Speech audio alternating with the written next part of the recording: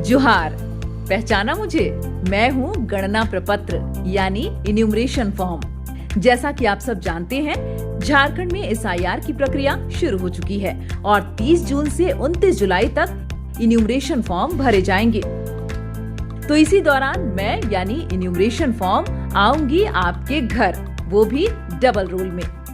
नहीं, फॉर्म देखकर घबराने की जरूरत नहीं है, क्योंकि इस फॉर्म को भरना बेहद आसान है। तो चलिए अब मैं आपको बताती हूँ कि आप कैसे बिल्कुल आसानी के साथ अपना इन्यूमरेशन फॉर्म भर सकते हैं। मेरे सबसे ऊपर लिखा है मुझे आपके घर पहुँचाने वाली यानी आपकी बीएलओ का नाम और मोबाइल नंबर।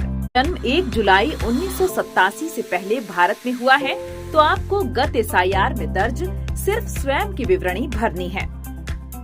दूसरी स्थिति में यदि आपका जन्म 1 जुलाई 1987 से लेकर 2 दिसंबर 2004 के बीच भारत में हुआ है तो आपको अपने माता पिता में से किसी एक की गत एसआईआर में दर्ज विवरणी भरनी है।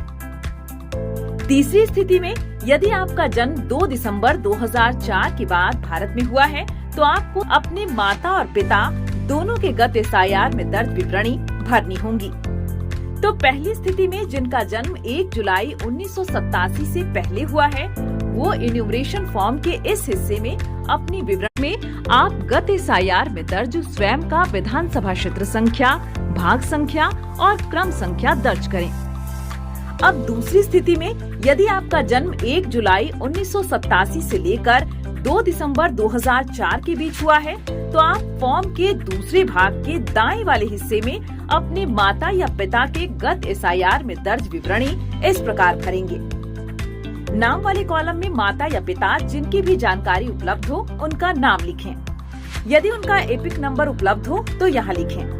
अब तीसरे कॉलम जहाँ रिश्तेदार का नाम लिखना है वहाँ ऊपर नाम वाले कॉलम में जिनका नाम लिखा है उनके पिता का नाम लिखें। इसके नीचे वाले कॉलम में अपना संबंध दर्ज करें। इसके बाद जिला, राज्य और विधानसभा वाले बॉक्स को भरें। अब इसके ठीक नीचे वाले हिस्से में दिए गए विधानसभा संख्या, भाग संख्या और मतदाता क्रम संख्या के बॉक्स में इस तरह लकीर खींचें और माता और पिता दोनों की गत एसआईआर में दर्ज विवरणी इस प्रकार भरें। विधानसभा क्षेत्र संख्या वाले बॉक्स में गत एसआईआर में दर्ज माता और पिता दोनों की विधानसभा क्षेत्र संख्या लिखें।